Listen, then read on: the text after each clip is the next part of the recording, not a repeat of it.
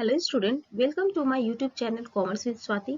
आज की इस क्लास में हम लोग क्लास 12 के बिजनेस स्टडी सब्जेक्ट का चैप्टर 5 संगठन ऑर्गेनाइजेशन चैप्टर के अंतर्गत कुल 25 बहुवैकल्पिक प्रश्नों का उत्तर डिटेल में जानेंगे, जो आपके एग्जाम के दृष्टिकोण से बहुत ही महत्वपूर्ण होगा।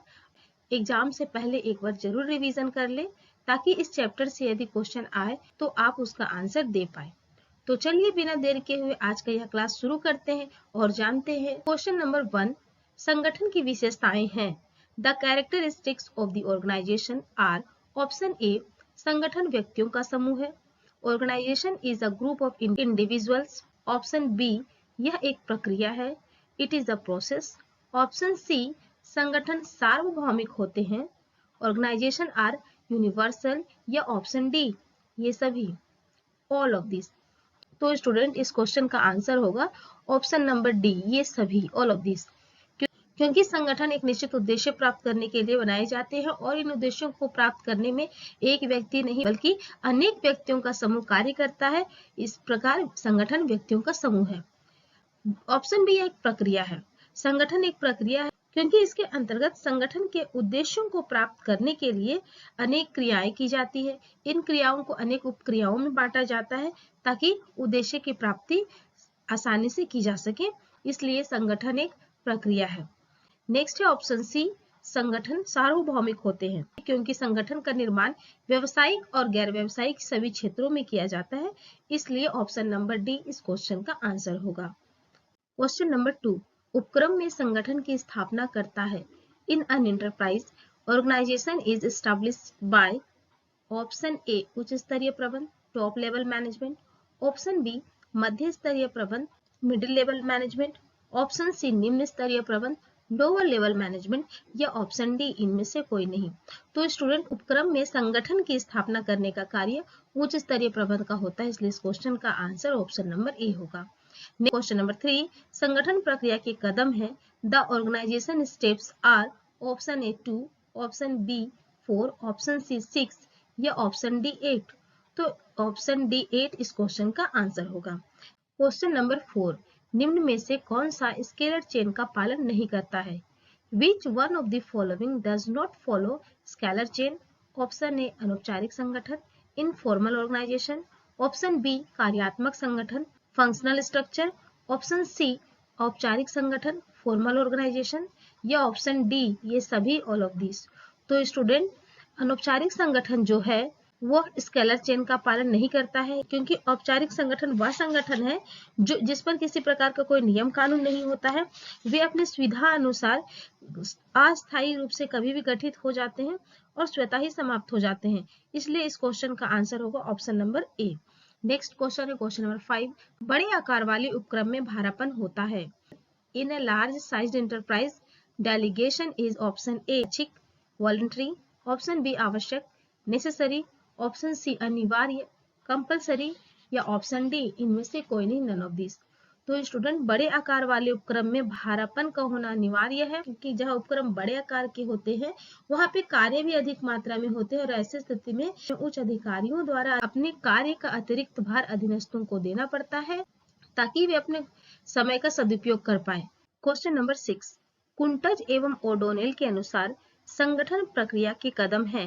According to Koontz O'Donnell, the organization steps are option A 4, option B 6, option C 7 या option D 8।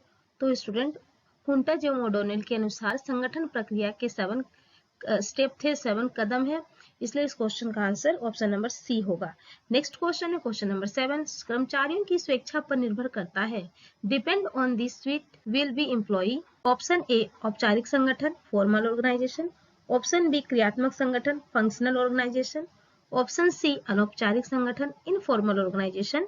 या ऑप्शन डी, विभागीय संगठन, डिविजनल ऑर्गेनाइजेशन। तो स्टूडेंट, कर्मचारियों की स्वेच्छा पर निर्भर करता है अनौपचारिक संगठन, क्योंकि इस संगठन में व्यक्ति किसी नियम कानून के तहत बंधे नहीं होते हैं, इसका पहले से कोई नियम कानून नहीं होता है। इस संगठन के कर्मचारी अपनी इच्छा अनुसार कार्य करते हैं, इसलिए इस क्वेश्चन का आंसर ऑप्शन नंबर सी होगा। क्वेश्चन नंबर 8, अधिकार का भारापन नहीं किया जा सकता है। Authority can not be delegated of. Option ए, दैनिक कार्य का। रूटीन वर्क, ऑप्शन बी गोपनीय कार्य का, सीक्रेट वर्क, ऑप्शन सी साधारण कार्य का, ऑर्डिनरी वर्क या ऑप्शन डी सरल कार्य का, इजी वर्क। तो स्टूडेंट इस क्वेश्चन का आंसर होगा ऑप्शन नंबर बी यानी कि गोपनीय कार्य का, क्योंकि भारापन के अंतर्गत उच्च अधिकारी अपने केवल उन्हीं कार्यों का भारापन करते हैं या उन्हीं कार्यों को अपने अधीनस्थों को सौंपते हैं जो कार्य कार्य छोटे किस्म के होते हैं, जिनका कोई विशेष महत्व नहीं होता है लेकिन उसको करने में अधिक समय व्यतीत होता है। तो ऐसे कार्य को ऐसे कार्यों को अधिकारी अपने अधीनस्थों को सौंपकर अपने समय की बचत करते हैं और जो समय बचता है उसे वे अपने महत्वपूर्ण उत्तरदायित्वों को निपटाने में लगाते हैं। इस प्रकार भारापन के अंतर्गत सिर्फ छोटे मोटे कार्यों का भारापन किया जाता है, गोपनीय कार्यों का नहीं। इसलिए इस क्वेश्चन का आंसर ऑप्शन नंबर बी होगा। नेक्स्ट क्वेश्चन है क्वेश्चन नंबर 9। अफवाहों को जन्म देने के लिए किए जाने वाले संगठन के रूप को कहा जाता है। The form of organisation known for giving rise to rumours is called option A अनौपचारिक संगठन, इनफॉर्मल ऑर्गेनाइजेशन, ऑप्शन बी औपचारिक संगठन, फॉर्मल ऑर्गेनाइजेशन, ऑप्शन सी केंद्रीकृत संगठन, सेंट्रलाइज्ड ऑर्गेनाइजेशन या ऑप्शन डी इनमें से कोई नहीं, नन ऑफ दिस। तो स्टूडेंट इस क्वेश्चन का आंसर ऑप्शन नंबर ए होगा, क्योंकि अनौपचारिक संगठन के अंतर्गत कोई नियम कानून नहीं होता है, जिसके कारण संगठन के कर्मचारी अपनी इच्छा अनुसार कार्य करते हैं और ऐसी स्थिति में वहां अफवाहों का जन्म होना स्वाभाविक हो जाता है। तो इस प्रकार इस क्वेश्चन का आंसर होगा ऑप्शन नंबर ए अनौपचारिक संगठन।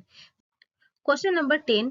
भारापन किया जा सकता है। Delegation can be done of option A अधिकार का, अथॉरिटी, ऑप्शन बी उत्तरदायित्व का, रिस्पॉन्सिबिलिटी, ऑप्शन सी जवाबदेही का, अकाउंटेबिलिटी या ऑप्शन डी इनमें से किसी का नहीं, नन ऑफ दिस। तो स्टूडेंट भारापन अधिकारों को सौंपने की एक प्रक्रिया है, इसलिए इस क्वेश्चन का आंसर होगा ऑप्शन नंबर ए यानी कि अधिकार का। Question number 11। गलत संगठन संरचना व्यवसायिक निष्पादन को रोकती है तथा यहाँ तक कि उसे नष्ट कर देती है।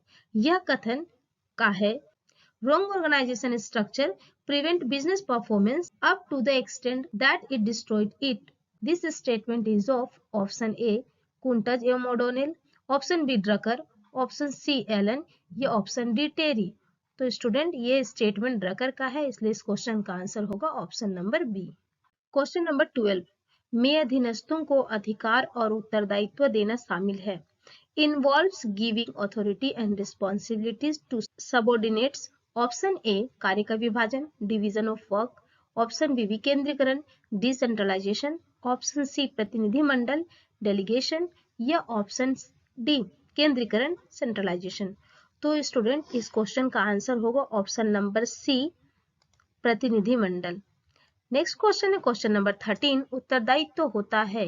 Responsibility is of option A अधीनस्थों का, सबऑर्डिनेट, ऑप्शन सी अधिकारी का, ऑफिसर या ऑप्शन सी ए तथा बी दोनों, बोथ ए एंड बी या ऑप्शन डी इनमें से किसी का नहीं, नन ऑफ दिस। तो स्टूडेंट उत्तरदायित्व हमेशा अधिकारी का होता है, इसलिए ऑप्शन नंबर बी इस क्वेश्चन का आंसर होगा। Question number 14। संगठन में अनुशासन नहीं है। There is no discipline in organization. Option A विभागीय संगठन, डिविजनल ऑर्गेनाइजेशन, ऑप्शन सी क्रियात्मक संगठन, फंक्शनल ऑर्गेनाइजेशन, ऑप्शन सी औपचारिक संगठन, फॉर्मल ऑर्गेनाइजेशन या ऑप्शन डी अनौपचारिक संगठन, इनफॉर्मल ऑर्गेनाइजेशन। तो स्टूडेंट अनौपचारिक संगठन के अंतर्गत ही किसी प्रकार का कोई नियम कानून नहीं होता है, जिसके कारण वहां अनुशासन की कल्पना भी नहीं की जा सकती है। तो इस प्रकार इस क्वेश्चन का आंसर होगा। तो स्टूडेंट अनौपचारिक संगठन के अंतर्गत ही किसी प्रकार का कोई नियम कानून नहीं होता है। इस संगठन के प्रत्येक व्यक्ति अपनी इच्छा अनुसार कार्य करते हैं और ऐसी स्थिति में संगठन में अनुशासन की स्थापना नहीं हो पाती है और इस प्रकार अनौपचारिक संगठन में अनुशासन की स्थापना नहीं हो पाती है, इसलिए इस क्वेश्चन का आंसर होगा option number D. Next question है क्वेश्चन नंबर 15। प्रबंध का स्वतः विस्तार होता है। Management itself expand, option A भारापन द्वारा, थ्रू डेलीगेशन, ऑप्शन बी केंद्रीकरण द्वारा, थ्रू सेंट्रलाइजेशन, ऑप्शन सी विकेंद्रीकरण द्वारा, थ्रू डिसेंट्रलाइजेशन या ऑप्शन डी सभी के द्वारा, थ्रू ऑल। तो स्टूडेंट इस क्वेश्चन का आंसर ऑप्शन नंबर ए होगा भारापन द्वारा, क्योंकि भारापन के द्वारा ही उच्च अधिकारी अपने कार्यों का अतिरिक्त भार अपने अधीनस्थों को देकर उन कार्यों से मुक्ति पा लेते हैं जो छोटे किस्म के होते हैं और जिनको करने में अधिक समय लगता है, और ऐसे में जो भी समय की बचत होती है उस समय का उपयोग वे संगठन के विस्तार के लिए केंद्रित कर लेते हैं। तो इस प्रकार कहा जाता है कि प्रबंध का विस्तार भारापन द्वारा किया जाता है। क्वेश्चन नंबर 16, कार्यों के आधार पर गतिविधियों का समूहीकरण का एक भाग है। Grouping of activity on the basis of functions is a part of option ए विकेंद्रीकृत संगठन, डिसेंट्रलाइज्ड ऑर्गेनाइजेशन, ऑप्शन बी मंडल संगठन, डिविजनल ऑर्गेनाइजेशन, ऑप्शन सी कार्यात्मक संगठन, फंक्शनल ऑर्गेनाइजेशन, या ऑप्शन डी केंद्रीकृत संगठन, सेंट्रलाइज्ड ऑर्गेनाइजेशन। तो स्टूडेंट इस क्वेश्चन का आंसर होगा ऑप्शन नंबर सी यानी कि कार्यात्मक संगठन, क्योंकि कार्यात्मक संगठन के अंतर्गत ही संगठन के समस्त कार्यों को छोटे छोटे भागों में बांटा जाता है और प्रत्येक कार्य के लिए एक विशेषज्ञ नियुक्त किए जाते हैं। तो इस प्रकार कार्य के आधार पर गतिविधियों का समूहीकरण का संबंध कार्यात्मक संगठन से होता है। नेक्स्ट क्वेश्चन है क्वेश्चन नंबर 17, विकेंद्रीकरण का अर्थ है डिसेंट्रलाइजेशन मीन्स ऑप्शन ए अधिकार बांटना, granting of authorities, option B कार्य लेना, to get work, option C दोनों बोथ, या ऑप्शन डी इनमें से कोई नहीं, नन ऑफ दिस। तो स्टूडेंट विकेंद्रीकरण का अर्थ होता है अधिकारों का बंटवारा, इसलिए ऑप्शन ए इस क्वेश्चन का आंसर होगा। क्वेश्चन नंबर 18, संगठन में पक्षपात नहीं होता है।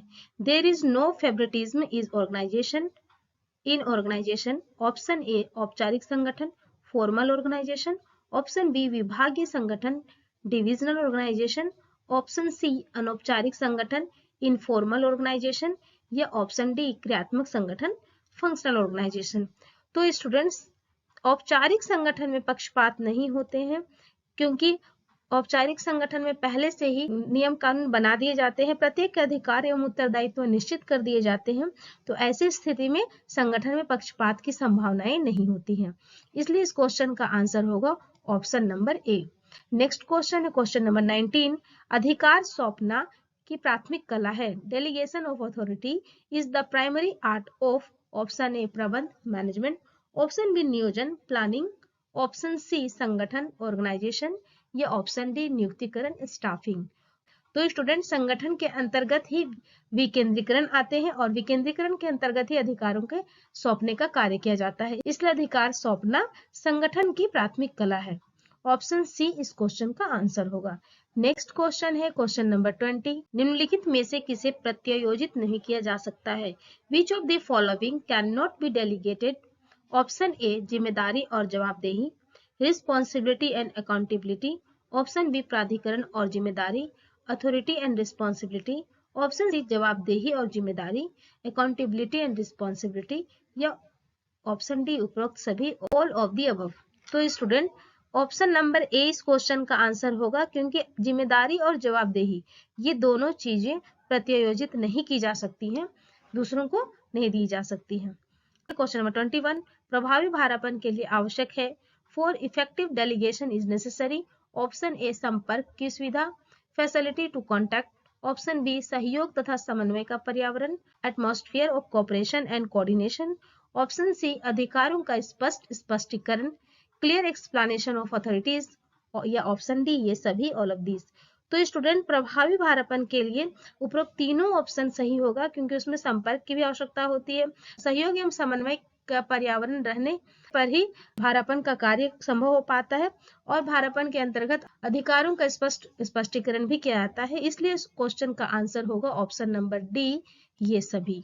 क्वेश्चन नंबर 22, अधिकार के भारापन का आशय है अधीनस्थों को भारापन। Delegation of authority means delegation of ordinate of, option A उत्तरदायित्व का, रिस्पॉन्सिबिलिटी, ऑप्शन बी जवाबदेही का, अकाउंटेबिलिटी, ऑप्शन सी कार्य का, वर्क, या ऑप्शन डी कार्य एवं संबंधित अधिकार का, वर्क एंड रिलेटेड अथॉरिटी। तो स्टूडेंट इस क्वेश्चन का आंसर होगा ऑप्शन नंबर डी कार्य एवं संबंधित अधिकार का, क्योंकि जब भारापन किया जाता है तो उस कार्य से संबंधित अधिकार भी अधीनस्थों को प्रदान किए जाते हैं, इसलिए इस क्वेश्चन का आंसर होगा ऑप्शन डी। क्वेश्चन नंबर 23, संगठन प्रक्रिया है। Organization process is option A कार्य की पहचान एवं विभाजन, identification and division of work, option B विभागीकरण, डिपार्टमेंटलाइजेशन, ऑप्शन सी कर्तव्यों का आवंटन, असाइनमेंट ऑफ ड्यूटीज, या ऑप्शन डी ये सभी, ऑल ऑफ दिस। तो स्टूडेंट, संगठन एक प्रक्रिया है जिसके अंतर्गत सबसे पहले कार्यों की पहचान की जाती है। उन कार्यों को छोटे छोटे भागों में बांटा जाता है और प्रत्येक कार्य की विभाग बनाए जाते हैं। प्रत्येक विभाग में विशेषज्ञ नियुक्त किए जाते हैं और व्यक्तियों को और कर्मचारियों को उनके रुचि एवं योग्यता के अनुसार कार्यों का आवंटन किया जाता है। तो इसलिए इस क्वेश्चन का आंसर होगा ऑप्शन नंबर डी, क्योंकि संगठन प्रक्रिया में उपरोक्त तीनों ऑप्शन शामिल होते हैं। क्वेश्चन नंबर 24, भारापन आवश्यक है। Importance of delegation. Option A समन्वय का साधन, means of coordination. Option B प्रशासनिक भार में कमी, reduce in executive burden. Option C अधीनस्थों के मनोबल में वृद्धि, increase in moral of subordinates. या ऑप्शन डी उपरोक्त सभी, ऑल ऑफ द अबव। तो स्टूडेंट, भारापन समन्वय का साधन भी है। भारापन द्वारा उच्च अधिकारियों के प्रशासनिक भारों में कमी भी आती है और जिस व्यक्ति को भारापन किया जाता है उसके मनोबल में भी वृद्धि होती है। इसलिए इस क्वेश्चन का आंसर होगा ऑप्शन नंबर डी, यानी कि उपरोक्त सभी।